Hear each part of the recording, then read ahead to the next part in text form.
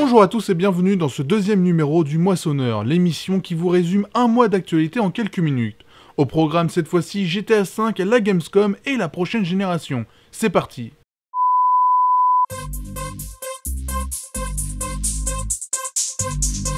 On commence les news du mois d'août avec 4 annonces. Certaines sont bonnes, d'autres le sont moins, à vous de faire votre choix. La première annonce est celle de Football Manager 2014. Dans ce nouvel opus, l'interface sera améliorée ainsi que le gameplay pour améliorer votre expérience d'entraîneur. Il vous sera aussi possible de négocier durant un transfert et ainsi échanger un joueur par exemple. La deuxième annonce est celle de WRC4. Hormis une légère mise à jour du moteur et encore il faut la remarquer, rien ne change, vous retrouverez donc un jeu de rallye encore heureux. La troisième annonce est celle de Terminator The Video Game, développé par le même studio qui fait actuellement Rambo The Video Game. Oui, là il faut commencer à avoir peur. À croire qu'ils sont plus cinéphiles que développeurs de jeux vidéo. La dernière annonce est celle de Just Dance Kids 2014. Ce nouvel opus vous permettra de danser sur des musiques pour les jeunes, tout ça avec des graphismes colorés. Oh, je plaisante, on va avoir 2 Just Dance dans le même trimestre. Allez où la blague? Top-rated kids TV shows including The Wiggles and Yo Gabba Gabba. Hop in a circle, hop in a circle. On continue les infos avec 2 vidéos et pas des moindres puisque ce sont celles de GTA V. Encore une fois, le jeu se retrouve dans le moissonneur. La première vidéo est faite pour présenter GTA Online, un mode de jeu multijoueur qui sortira le 1er octobre, 15 jours après la sortie de GTA V. Celui-ci sera très complet avec la possibilité d'organiser son clan par responsabilité. La deuxième vidéo est celle du lancement et autant le dire, elle envoie du lourd. Parfaitement montée, la vidéo nous donne sacrément envie de jouer au jeu.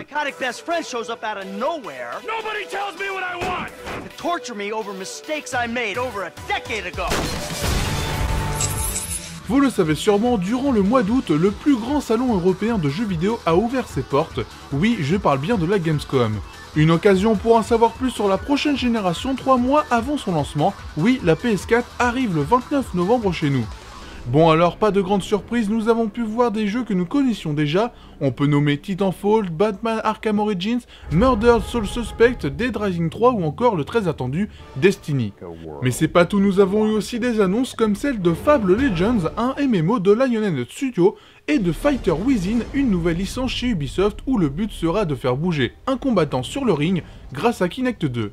Bien évidemment, il y a eu aussi des vidéos de gameplay inédits avec Sims 4 et Castlevania Lord of Shadow 2, entre autres. Cette Gamescom fut assez banale, mais elle a montré que la prochaine génération en avait dans le caleçon, façon de parler. Et pendant ce temps-là, Microsoft croit que les meilleurs jeux seront sur Xbox One.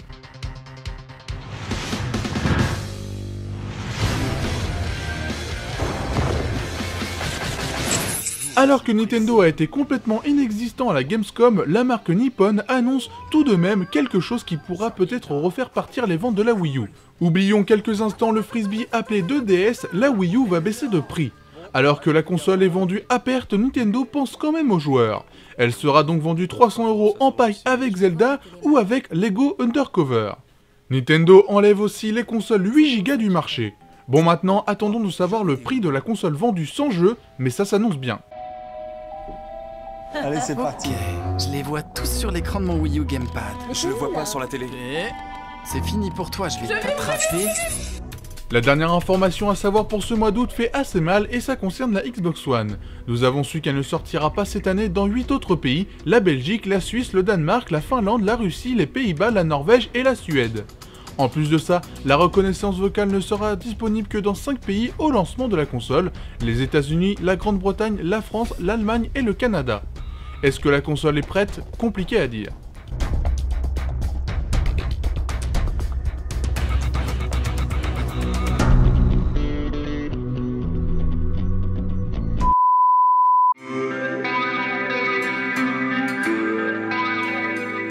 Le mois d'août est souvent synonyme de rentrée pour les jeux vidéo en termes de sortie. Ce mois-ci, beaucoup de jeux sont sortis avec par exemple Saints Row 4, The Bureau XCOM Declassified, Payday 2 ou encore Madden NFL 25. Mais notre coup de cœur est assurément Rayman Legends, le retour du personnage, sans jambes ni bras. Les graphismes sont magnifiques, le contenu presque infini et le level design est sans reproche. C'est à posséder surtout si vous aimez la plateforme. Concernant le cinéma, près de 21 films sont sortis. On peut nommer Elysium, Lone Ranger, Oggy et les cafards, Conjuring ou encore Jeune et Jolie. Notre coup de cœur est Kick-Ass 2 en compétition sévère avec le dernier pub avant la fin du monde. Ce sont 2 films pour les geeks avec un humour très trash mais drôle. Si vous voulez rigoler dans une salle de cinéma, les 2 films sont à aller voir.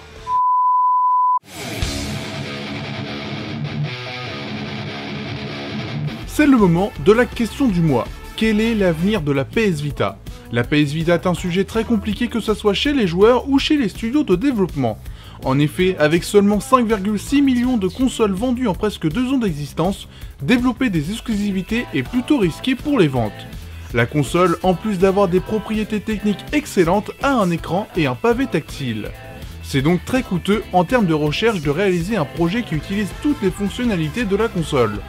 Heureusement, à la Gamescom, Sony a annoncé certaines choses qui pourront refaire partir les ventes, comme par exemple le lancement de Megapack avec une dizaine de jeux à chaque fois, le développement en cours de Borderlands 2 ou encore Murasaki Baby, un jeu au style particulier.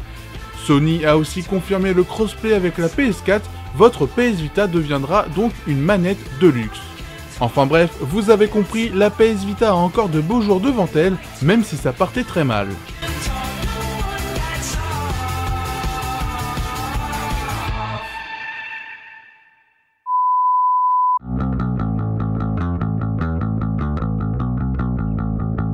La bande-annonce qu'il fallait voir au mois d'août est celle de Prisoners, le nouveau film avec Hugh Jackman et Jake Gyllenhaal.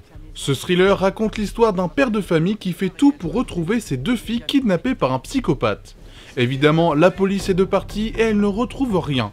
Un trailer bien sombre qui donne vraiment envie de savoir le dénouement de l'histoire. Voilà, le moissonneur touche à sa fin, j'espère que vous avez apprécié. Si vous voulez voir plus de news ou aussi proposer vos questions, n'hésitez pas à venir sur le site total-gamer.com. À la prochaine. Joyeux Thanksgiving. Joyeux Thanksgiving. Pour l'amour du ciel qu'elle est, entre donc. Quoi? Il chante vraiment sous la douche. C'est pas vrai ça. C'est vrai. Maman, je peux aller chez nous avec Joy? Tu mets ton bonnet. Tu viens juste d'avoir un rhume.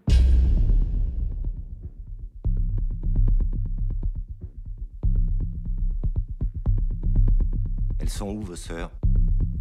Je les trouve nulle part. Anna? Joy? J'ai fouillé toute la maison, elles sont pas là. Papa, il y avait un camping-car et elle jouait à côté.